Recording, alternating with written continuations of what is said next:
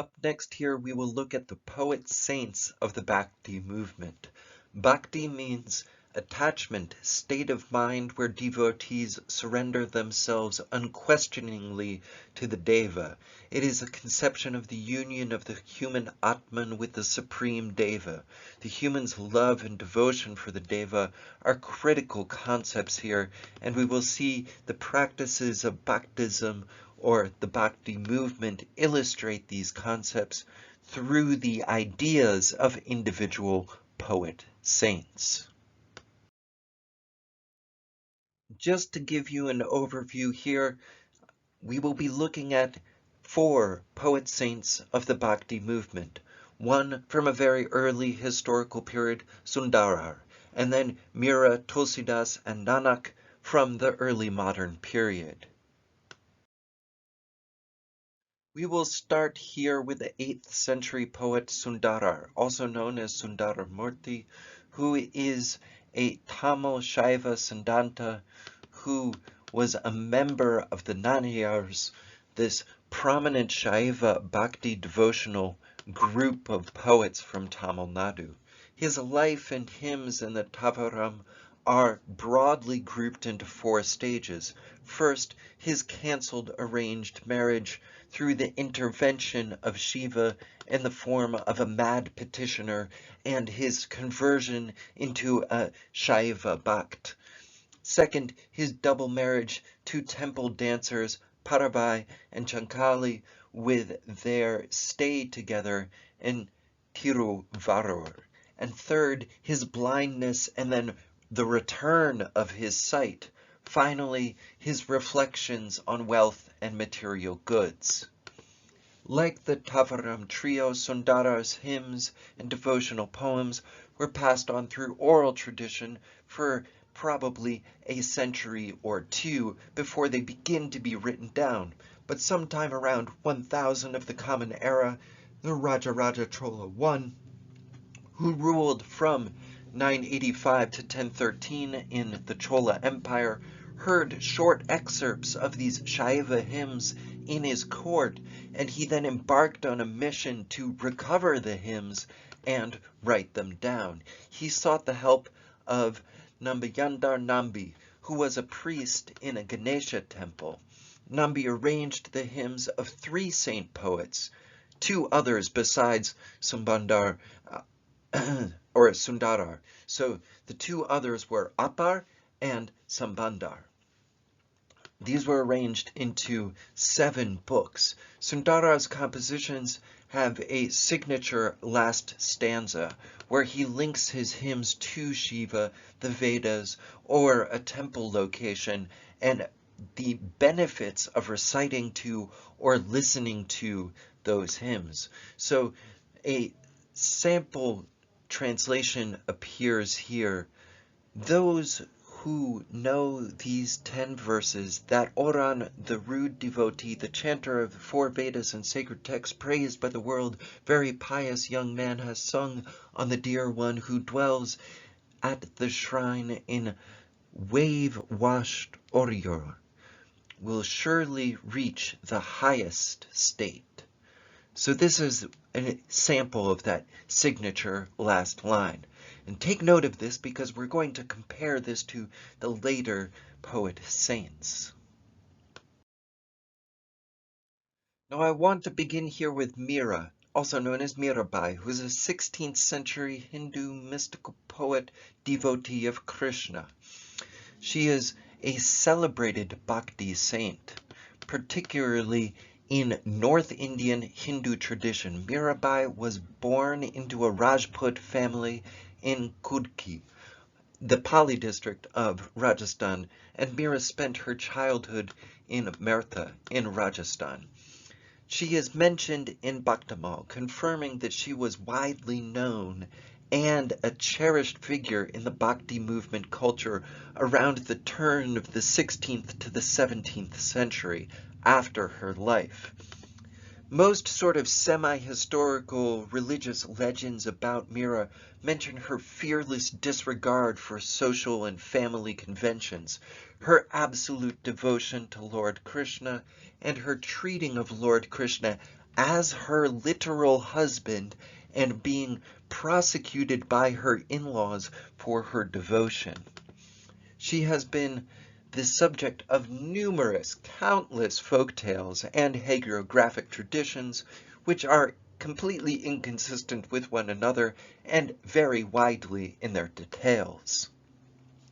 Millions of devotional hymns, perhaps thousands, in passionate praise of Lord Krishna are attributed to Mirabai.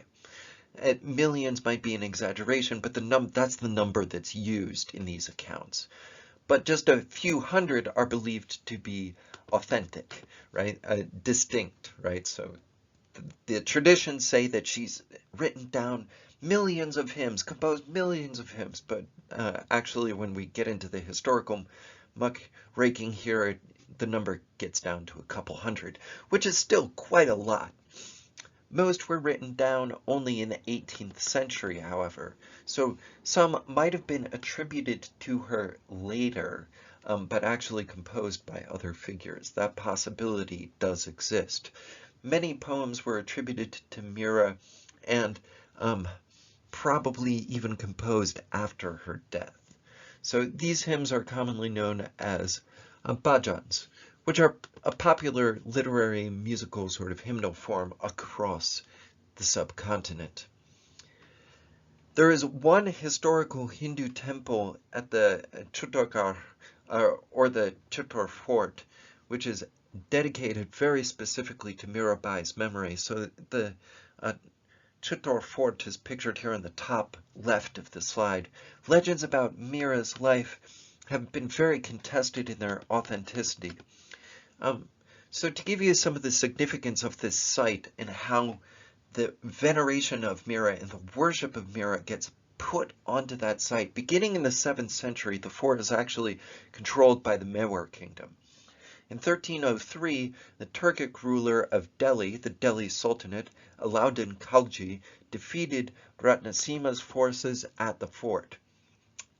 Then, in 1535, Bahadur Shah, the Sultan of Gujarat, another sultanate on the coast, defeated Bikramjit Singh's forces and took the fort. Then in 1567, Akbar, the Mughal, defeated Maharana Uday Singh II's troops at the fort.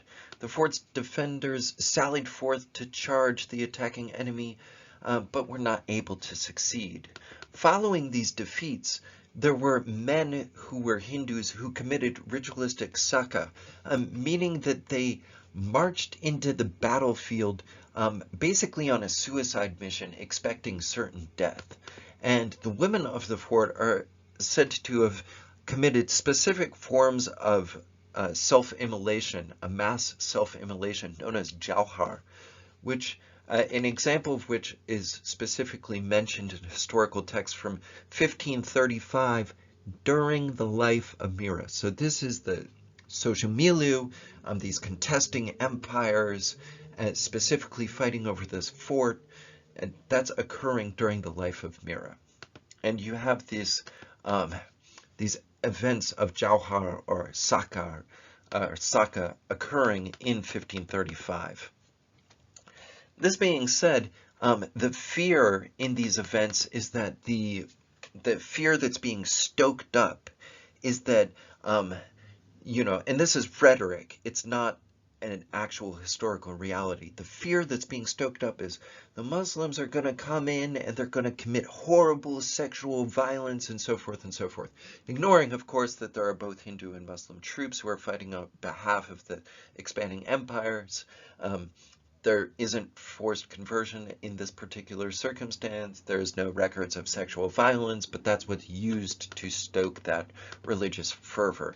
In fact, during the Mughal Rajput Treaty of 1616, Jahangir actually gives Amar Singh the fort back in the peace treaty. Just says, as long as you're subordinate to the empire, that's totally fine. Keep the fort. So the fort's actually pretty well preserved. Now, Meera's husband was wounded in one of these ongoing battles in the course of the Delhi Sultanate's expansion in 1518, and he died in the battle, and probably of battle wounds more specifically in 1521. Both her father and father-in-law, Ranasanga, died a few days after in the Battle of Kanwa, and exile as they had vowed not to return to Mewar until they defeated Babur, this expanding figure. According to popular legend, her son-in-laws tried many times to assassinate her.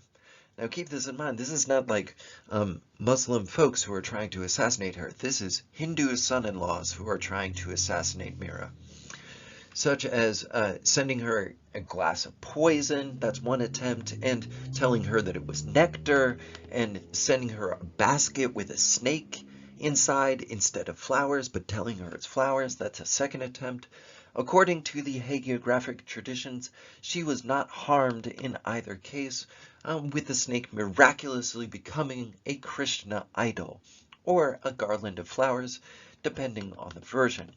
In another version of these legends, she is asked by Vikram Singh to go drown herself, which she tries to do and finds herself simply floating on the water. In yet another legend, Mughal Empire ruler Akbar the Great came to Tansen to visit Meera and presented a pearl necklace.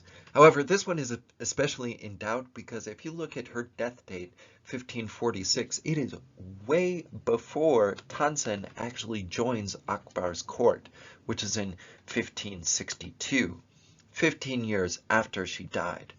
Similarly, some stories state that Guru Ravidas was her guru, but there's no corroborating historical evidence to support this. Some versions suggest that that relationship could have happened, that guru relationship could have happened, but others do not. I want to leave you here just with a small sampling of her devotional poetry. To Krishna. After making me fall for you so hard, where are you going? Until the day I see you, no response. My life, like a fish washed on the shore, flails in agony.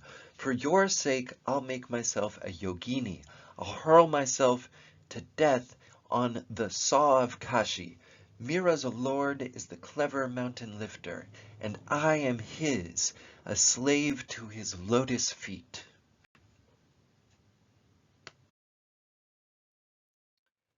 One of Meera's contemporaries is the poet Saint Tulsidas, also known as Goswami Tulsidas, who is a Ramanandi Vaishnava saint and poet, renowned for his devotional piety to the deity Rama as an avatar of Vishnu.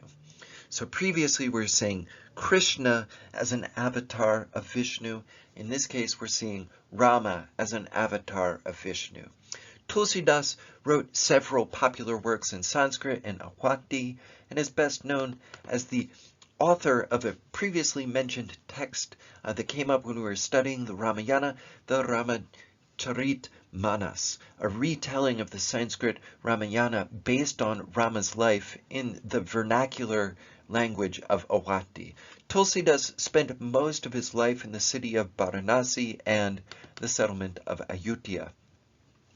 The Tulsi Ghat on the Ganges River in Varanasi is in fact named for him. This is a ghat is a very important shrine to him, the Tulsi Ghat. He also founded a temple, the Sankat Mochan temple, dedicated to Lord Hanuman in Varanasi, which is believed to stand at the place where we had the site, the darshan, if you remember the term darshan, of the deity Hanuman. Tulsidas also started the tradition of Ramlila plays, a folk theater adaptation of the Ramayana. He had been acclaimed to be one of the greatest poets in Hindi, Indian, and world literature. The impact of Tulsidas and his works on the arts, the culture, and the society of South Asia is widespread and very significant, but can even be seen in television shows today. He is believed by many devotees to be the rebirth of Valmiki. In Hindu scriptures, such as the Bhavishyotar Purana, the god Shiva tells his wife Parvati how Valmiki, who got a boon from Hanuman to sing the glory of Rama in a vernacular language, will incarnate in the future Kali Yuga, which is our Yuga, the Kali Yuga, the last Yuga, or the last epic within the 4 Yugas. After renunciation, Tulsidas spent most of his time at Varanasi, Prayag, Ayodhya, Chitrakuta, but he visited many far-off places for the time, meditating with sadhus and saints. So he traveled, for example, to Nepal and various parts of northern India and the Himalayas, present-day Tibet, and had these encounters, these darshan, with Hanuman and also with Rama. In his darshan with Hanuman, Tulsidas hints at several places in his works that he met face to face with these actual figures. So, according to Priyadasa's account, Tulsidas used to visit the woods outside of Varanasi for his morning ablutions with a water pot. On returning to the city, he used to offer the remaining water to a certain tree. This quenched the thirst of the preta, a sort of ghost of that, or ghost or spirit of that tree that had been thirsty for water, who appeared to Tulsidas and offered him a boon. Tulsidas then said he wished to see Rama with his eyes, to which the preta responded that power was beyond him.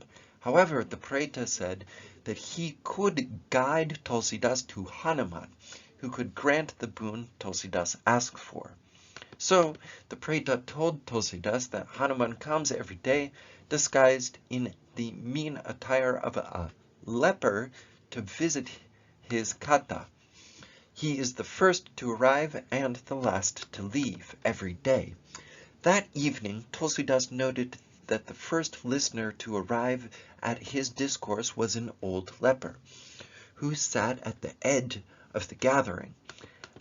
After the kata was over, the lecture, the performance, and so forth, it ended, Tulsidas quietly followed the leper into the woods. In the woods, at the spot where the Sankat Mochan temple stands today, Tulsidas firmly fell at the leper's feet, shouting, "I know who you are! You cannot escape me!" At first, the leper feigned ignorance, saying, "Oh, I'm a leper, come on, man." But Tulsidas did not relent. Then the leper revealed his original form of Hanuman and blessed Tulsidas. When granted a boon, Tulsidas told Hanuman he wanted to see Rama face to face. Hanuman told him to go to Chitrakuta, where he would see Rama with his own eyes. At the beginning of the Ramacharitmanas, Tulsidas bows down to the particular preta and asks for grace. According to the Rambhadracharya, this is the same preta which led Tulsidas to Hanuman. So how is this all connected to Bhakti? Well, the practical end of all of his writings is to inculcate Bhakti. That's the end of Tulsidas's writings. They are addressed to Rama as the greatest means of salvation and emancipation from the chain of births and deaths, as a form of ultimate liberation which is as free and open to the men of lower varnas, such as the Sudras, as it is to the Vaishyas, the Kshatriyas, and the Brahmins. On the left-hand side of the slide here, you see a painting of a Mughal prince that is visiting Tulsidas from the early 18th century, the Sisodiya dynasty. It's a painting from Udaipur in Mewar. So it is notable that the Mughals are actually visiting this prominent Hindu saint, sort of paying due respect to him as well. We're going to close here by focusing on a very important historical figure, Guru Nanak. Now, in fact, when myself and my wife were in Rajasthan and traveling around with folks, we actually met a few folks who insisted that Nanak was actually Hindu and that all Sikhs were actually Hindu. But I have also previously worked with many folks who are Sikhs living in the United States, especially from the time that I was a teenager onwards. Actually, I worked in an Indian restaurant with a Sikh family, and I can assure you that absolutely Sikhism is a distinct religious tradition. Nonetheless, it's notable that Nanak is revered within Hinduism as a Hindu Bhakti saint, while also being simultaneously recognized by Sikhs for his Bhakti devotionalism, but being an important Sikh guru. So, Guru Nanak is born on April 15th of 1469 and dies on September 22nd of 1539. You will note that Guru Nanak thus overlaps with Meera and also the previous examples of this sort of zenith of Bhakti devotionalism. Guru Nanak is referred to as the founder of Sikhism and is the first of the 10 Sikh gurus. His birth is celebrated worldwide as Guru Nanak Gurpurab, which is on Katak Purnamashi, the full moon of the month of Katak, which is essentially October to November. Nanak is said to have traveled far and wide across Asia, teaching the principal message of Ik Onkar. So, Ik Onkar is often translated as a phrase in Sikhism that is the expression of monotheism, but that's not precisely correct. It's a phrase in Sikhism that denotes the one supreme reality. Now, according to Wendy Doniger, the phrase is a compound of Ik, one in Punjabi, and Onkar, a canonical understanding in Sikhism to refer to what is essentially the Tawhid, or the notion of monotheism. Etymologically, therefore, and this is Wendy Doniger's argument, the word Onkar denotes the sacred sound Om, from the essence of Hinduism, the sound of the universe, the absolute in a number of South Asian religions. Many Sikhs, however, according to scholars in Sikh studies, rather view the Onkar as pointing to distinctively Sikh understandings of an ineffable quality of a singular God, which means the eternal one, the one without form, the individual beyond time. So Onkar is, according to Wazir Singh, a variation of Om of the ancient Indian scriptures with a slight change in its orthography, implying that Om is also the seed force that evolves as the universe. So in other words, it's actually a combination of that panentheism concept with the expression of the Tawhid adapted from Islam. So it's combining Islam and Hinduism into a singular understanding of the seed force that evolves throughout the universe. Now, Nanak is essentially born and grows up in what is now the Lahore province of the Delhi Sultanate during that time, and he's a follower of this Bhakti tradition, this devotional tradition, this love, this worship tradition that taught the spiritual life and also secular household life are intertwined. In the Sikh perspective here, developed from Guru Nanak, the everyday world is part of an infinite reality, where increased spiritual awareness leads to an increased and vibrant participation in the everyday world. Guru Nanak describes living an active, created, and practical life. The truthfulness, fidelity, self-control, and purity as being higher than metaphysical truth. In other words, practicing, that orthopraxy is more important than metaphysical truth, right? So that's picked up from Hinduism probably. Through popular tradition, Nanak's teaching is understood to be practiced in 3 ways. Vand Shako, which is share and consume, share with others, help those who are in need, so you may eat together. Kirakaro, work honestly, earn an honest living without exploitation or fraud. And Nam Japo, recite the name. So Nam Japo is to feel the presence and control of the 5 thieves of human personality. In Sikhism, Nam Japo also refers to Nam Japna or Nam Siran, the meditation or the contemplation on the various names of Deva, the names of God in this one instance, especially the chanting of the word Waheguru, the wonderful Lord, and Waheguru, Waheguru, repeating that over and over, representing the formless being, the creator of all forms, and being omnipresent of all forms. And this is actually similar to Wali saints who and devotionalists in Islam who would chant the phrase of the Lillah, Lillah illa illallah, Lillah illa illallah. Right, so it's Waheguru in Sikhism. That's probably influenced from devotionalism in Islam, but this is sort of a both Hindu and Islamic simultaneously Bhakti culture that's developing within Sikh traditions. Many Sikhs believe that Guru Nanak's message was divinely revealed. As his own words in the Guru Granth Sahib state, that his teachings are as he received them from Waheguru themselves or itself.